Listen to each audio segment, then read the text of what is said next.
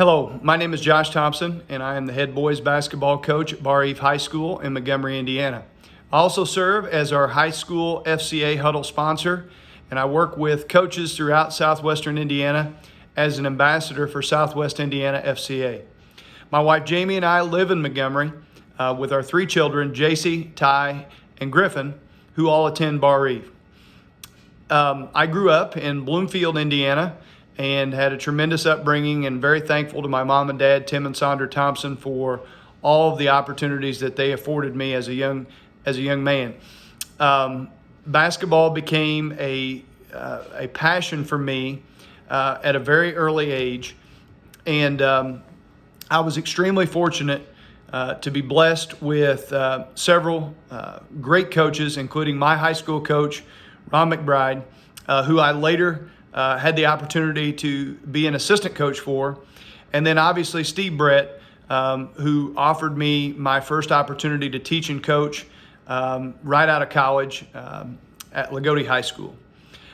In high school, I played several sports and was blessed with the opportunity to play college basketball at Hanover College.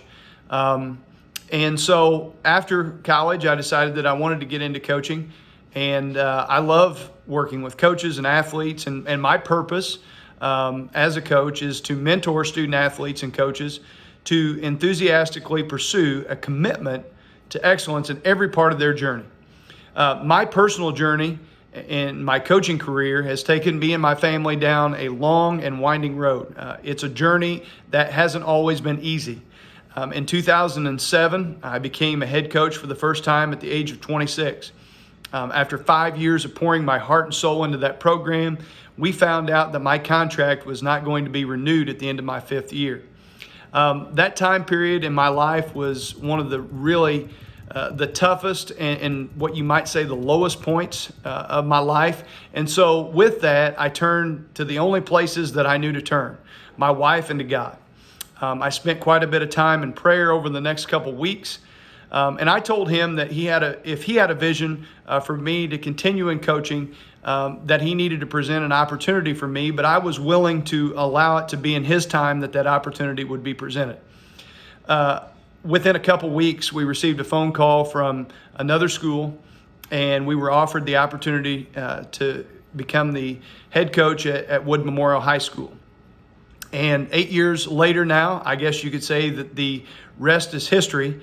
And, we've been blessed with a lot of success on the floor, but I give all the glory in everything that we've done and accomplished as a coaching family to God. My approach to coaching has changed in many positive ways since my first opportunity to be a head coach.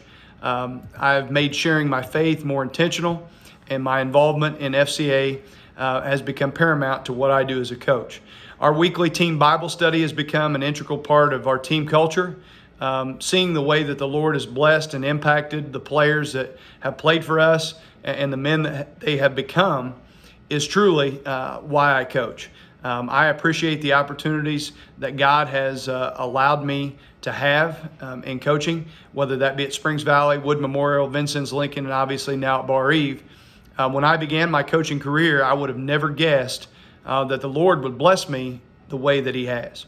Over the past several years, I've been blessed to work with tremendous people like Jason Brand, Billy Holder, Craig Groh, and Dave Hudson and FCA, and they have helped me to further develop my coaching philosophy and become more involved with the mission of FCA.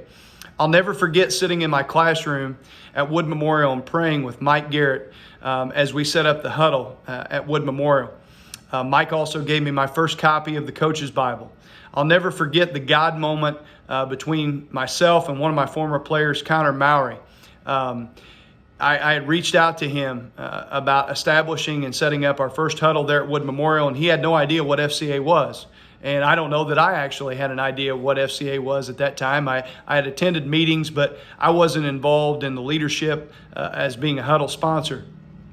Little did I know that Connor was actually at chapel at a Bible camp at that time, and he was actually praying to God that God would give him an opportunity to share his faith with others within our school community. One piece of advice that I would give to all coaches is that coaching is way more than X's and O's. I felt like as a young head coach that I had all the answers, that as long as I outworked everybody around me and poured my heart and soul into the program, that was going to lead to tremendous success. But I found out that coaching is truly about relationships. It's growing relationships with the Jimmies and Joes that you coach. It's growing your own relationship with Christ. But more importantly, it's about helping all of those players and athletes that have been entrusted to you as a coach into furthering their own relationship with Jesus Christ. I'm always telling my team that we can only control what we can control. And our team this past season did a really good job of that. When our season was canceled at the end of the sectional tournament, we were ranked number 1 in the state, and myself and my fellow assistants felt like this group of kids truly had an opportunity to finish things off and to win a state championship. I know that our season being canceled was really tough for me to deal with personally, but it was tremendously tough for our players to deal with. One thing that I constantly reminded them, though, as we communicated with the tournament being up in the air and then ultimately being canceled, was that we could hang our hat on the fact that we controlled everything that we could control. I also tell our team that you can handle adversity in one of two ways. You can obviously allow it to affect you positively or negatively. And you can allow your circumstances or the situation that you're in to make you better. Or you can cower and you can become less than what God created you and designed you to be. And so our mission in this entire time period was to come out of this better than what we went into it. So during this quarantine period, I've had a lot of opportunities to reflect on many things, and obviously my relationship with the Lord. I've had the opportunity to complete several projects, like going through the 3D Coaching Institute, which was phenomenal. And I also was able to finish up a project personally that I'd been working on, a devotional for coaches called 31 Days and Ways to become a more faithful and successful coach. And if you're interested in that, you can actually search that on Amazon. It's available on that website now. A couple things that I'll give you here to finish up. I'm a big fan of Buzz Williams and his leadership style. And recently I was listening to a podcast with Buzz Williams and John Gordon. And obviously Buzz is the head coach at Texas A&M for men's basketball. And he was talking about leadership can be done in 3 different styles. You can be out in front, showing people the way and basically pulling them along. You can be beside them and you can be holding their hand, helping them get through whatever adversity that you're facing. Or you can be behind them, pushing them toward their goals. And what I've found, obviously in coaching as a whole, but more importantly through this time period, is that to be a really successful coach and to be really good at your craft, you have to lead in all 3 of those ways. And I've been very proud of my coaching staff and of our players through this.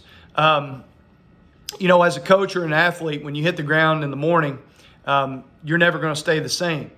And, the choice is up to you. You're either going to be worse at the end of the day or you're going to be better. And I think as Christians, and especially as Christian coaches, we need to be the type of coach that when our feet hit the floor in the morning, Satan kind of gasps and he says, "Oh no, here comes this guy again." In closing, I'll leave you with this, my favorite Bible verse, and it comes from Philippians 3:14.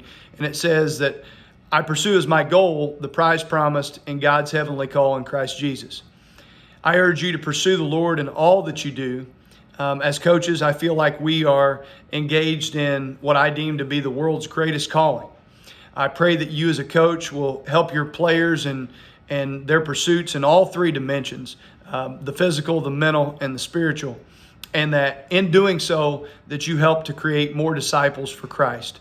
I thank FCA for this opportunity to speak to you, and I pray that you're blessed in all that you do.